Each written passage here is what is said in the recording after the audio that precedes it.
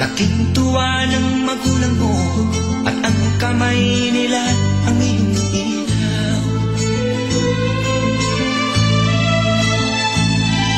At ang nanay at tatay mo'y di malaman ang gagawin, minamasdan pati pagtulog mo. At sa gabing napupuyat ang iyong nanay sa pagtimpla ng gatas mo. At sa umaga na may kalong ka ng iyong amang tuwang-tuwa sa'yo.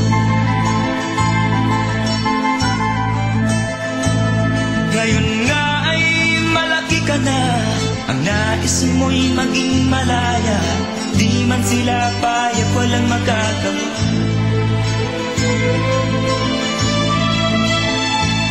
Ikaw nga ay biglang nagbago, naging matigas ang iyong ulo, at ang payo nila'y sinuway mo.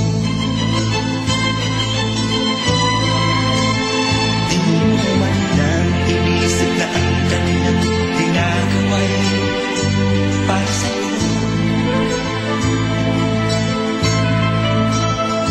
Pagkat ang nais mo'y masunod ang layaw mo, di mo sila pinapansin.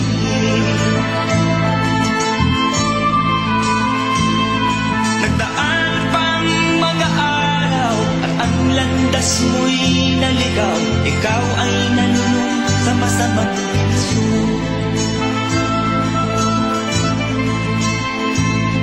At ang una mong nilapitan ang iyong inang lumuluha, at ang tanong, anak, ba't ka nagkaganyan? At ang iyong mga matay biglang lumuha ng di mo napapansin. Pagsisisiyak sa isip mo, nalaman mo ika'y nagkamali. Pagsisisiyak sa isip mo, nalaman mo ika'y nagkamali.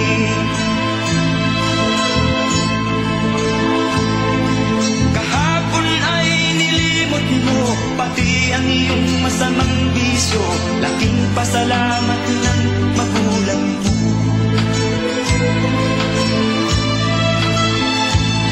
Ikaw nga ay tuluyang nagbago, natagpuan ang sarili, galaw ng isip mo matuwid na. Patuloy ang takbo ng araw at ikaw ay natutong umibig.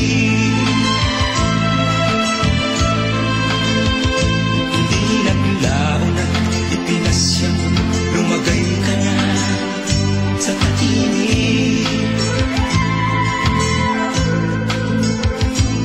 Pagka binata mo'y natapos na, malapit ka nang maging ama, kaya lalong nagsikap ng gusto.